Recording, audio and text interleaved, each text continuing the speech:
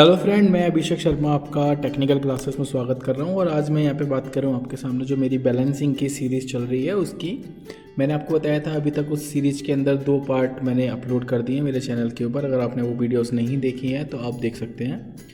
अगर आपको बिल्कुल भी बैलेंसिंग नहीं आती है तो आप मेरी जो ये सीरीज़ है उसको देखेंगे तो आपको बहुत ज़्यादा अच्छा आइडिया मिलेगा और आप बैलेंसिंग के जो न्यूमेरिकल प्रॉब्लम्स हैं या फिर डेरिवेशंस जैसे कोई भी क्वेश्चंस आते हैं आप उनको सॉल्व कर सकते हैं। लास्ट वाली वीडियो में मैं ये न्यूमेरिकल करने वाला था, पर क्योंकि वीडियो लाइक द 14 मिनट या 13 मिनट की हो गई थी तो फिर मैंने बोला था कि ज़्यादा टाइम कंज्यूम हो गया तो आप लोग इंटरेस्ट नहीं लेंगे और फास्ट फॉरवर्ड करके उस वीडियो को आप आगे की तरफ देखेंगे। तो मैं इस न्यूमेरिकल प्रॉब्लम को इस पार्ट में कंप्लीट कर रहा हूँ। तो न्यूमेरिकल प्रॉब्लम देखते हैं सबसे पहले कि मेरे पास इस प्रॉब्लम के अंदर 4 मासेस दिए हैं, 4 masses like the M1, M2, M3 and M4, जिनका जो मास दिया है वो दिया है 200 kg, 300 kg, 240 kg, 260 kg respectively.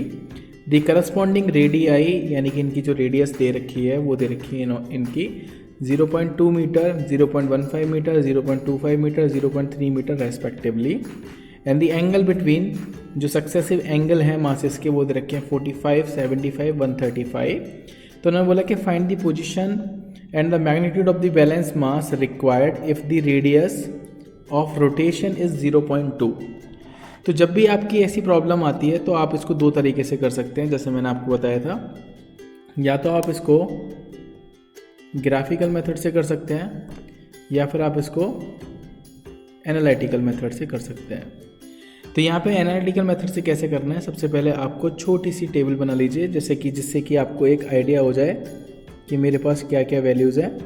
तो यहाँ पे मैंने आपके सामने लिख लिया मास, जो मेरे मास है, और ये क्या है मेरी रेडियाई। तो मुझे दिखाई दे रहा है साफ साफ कि जो पहला मास है वो 200 है, फिर 300 हो गया, फिर उसके बाद 240 हो गया और फिर उसके बाद 260। रेडियस दे रखी है मेरे को 0.2 जो कि मीटर में है, 0.15 दे रखी है, 0.25 दे रखी है, उसके बाद 0.3 दे रखी है। तो जब मैं इस प्रॉब्लम को सॉल्व करता हूँ एनालिटिकल मेथड से तो मुझे m और r चाहिए था, मतलब मास और रेडियस का मल्टीप्लिकेशन चाहिए होता है। तो आप अगर यहाँ पे नोटिस करेंगे कि जो मेरे पास वैल्यू दे रखी है कि उस केस के लिए कि मेरे पास जो वैल्यू दे रखी है उन दोनों वैल्यूज़ को मैं मल्टीप्लाई कर लेता हूँ। जैसे आप देखेंगे तो 200 मल्टीप्लाई 0.2 लाइक 40 और 15 3 45 लाइक 45, 240 मल्टीप्लाई 0.25 तो मेरे पास आ गया 60 और ये हो जाएगा आपके 78। 260 मल्टीप्लाई 3 तो ये हो जाएगा मेरे पास 78। तो ये मेरे पास मासेस निकल के आ गए।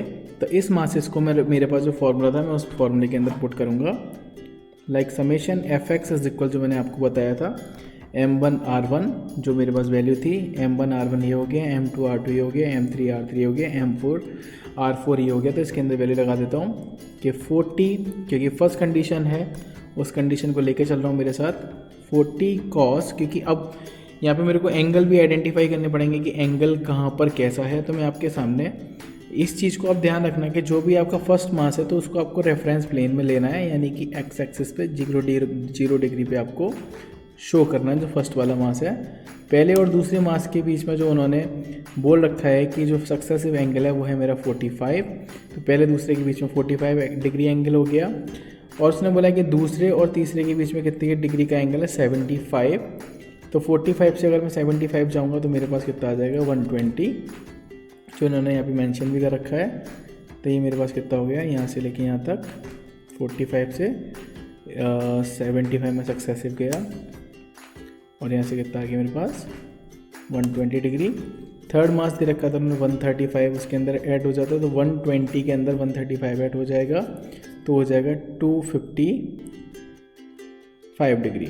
तो मेरे पास एंगल मिल गया। तो पहला एंगल है cos 0 प्लस के 45, क्योंकि m2 r2 को रिप्रेजेंट कर रहा है, cos 45 डिग्री प्लस के 60 cos 120 डिग्री प्लस के 78 cos 255 degree.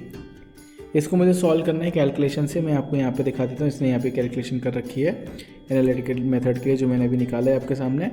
40 cos 0, 45 cos 45, 60 cos 120 and 78 cos 255। तो इसको जब मैं सॉल्व करूँगा तो मेरे पास यहाँ पे आंसर निकल के आएगा 21.6 kg यानी कि मास m फॉर द मीटर। ये मेरे पास वैल्यू निकल के आई समेशन fx की।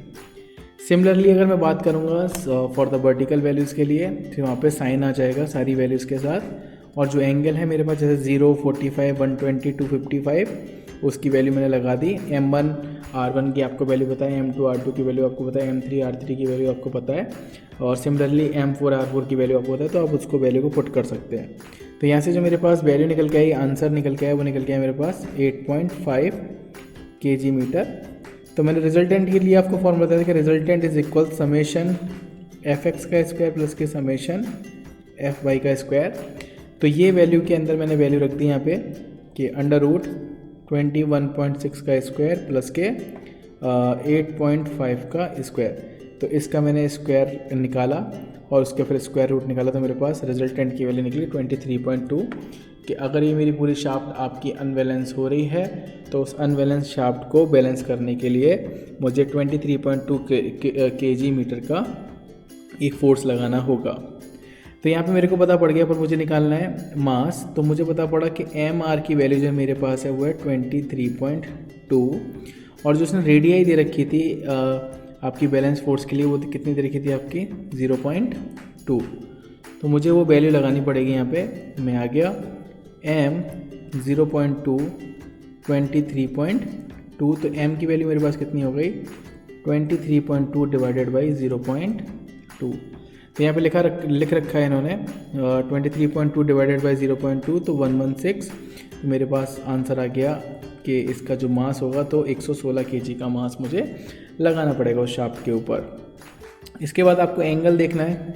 मैंने बताया था कि theta is equal tan inverse summation fy over summation fx लेना है, तो वही है। सिमिलरली tan इनवर्स लिया, समेशन fy की वैल्यू मेरे पास 8.5 थी, इसकी वैल्यू 21.6 थी, तो मैंने वैल्यू पुट कर दी, तो मेरे पास थीटा की वैल्यू निकल के आ गई। कितनी निकल के आई 21.48।